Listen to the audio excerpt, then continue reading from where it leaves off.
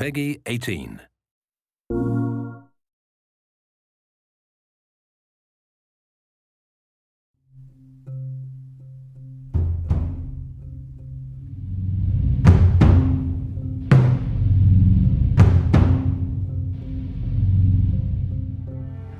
We really want to make sure that there's that contrast between the negative space and then the high tension spikes. You need the exploration, you need the scavenging, you need something to say like, okay, I'm setting a certain tone and a patina here so that then we can contrast that with some stark changes. We need the intensity to strike a different chord.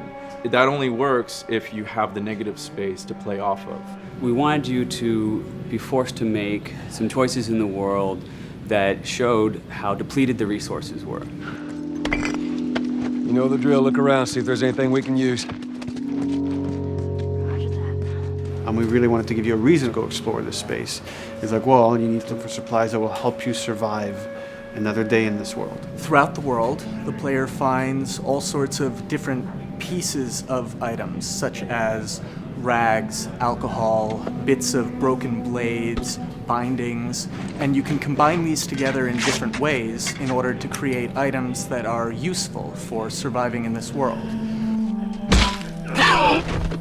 Some items in the recipes require the same combinations of things or the same types of resources. So you have to make this choice, do I want to go offensive with it? Do I want to go defensive with it? I can find a bottle of alcohol and some rags and I can create a Molotov cocktail from it. That's going to help me take out a couple guys if I use it appropriately.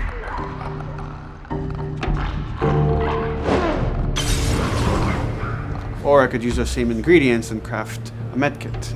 And that lets me kind of choose, do I want to play it more defensively and kind of have items that help me heal myself, or much more aggressively, I'm going to have items that help me kill and destroy in order to then progress and get out of this area.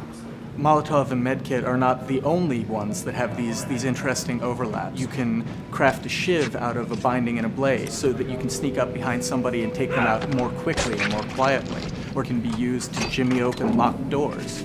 So you are expending a binding and a blade in the hopes that there's going to be something awesome on the other side of that door. Or you could craft a melee upgrade. So you might have some nails that you've picked up or a pair of scissors or something. You're going to be able to use bandages and use these things to attach them to the 2x4. So now you've got a more powerful melee weapon. This is something that you're going to be able to run and take down an enemy in a single blow.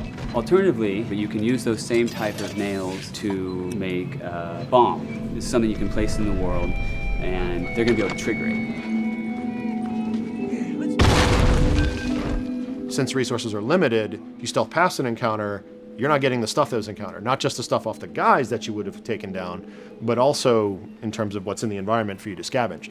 So you have to balance that risk versus reward, but it's definitely all a part of the choice. And sometimes the world doesn't give you a choice. Sometimes the battle breaks out in a way you didn't expect, and you have to make decisions, like in the moment. So that's another reason why we did the whole crafting system live. We didn't want the player to have to scroll through a long list of different items. We wanted it to be the absolute minimum amount of button presses.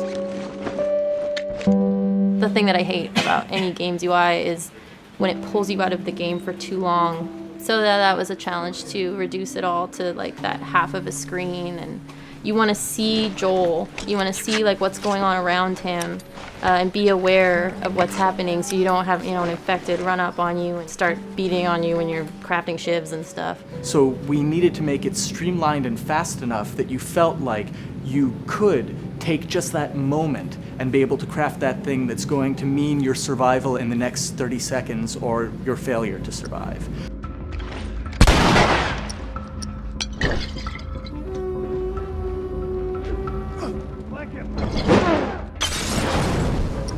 The brutality of the encounters is allowing us to reach into the tone of the survival aspect of the game.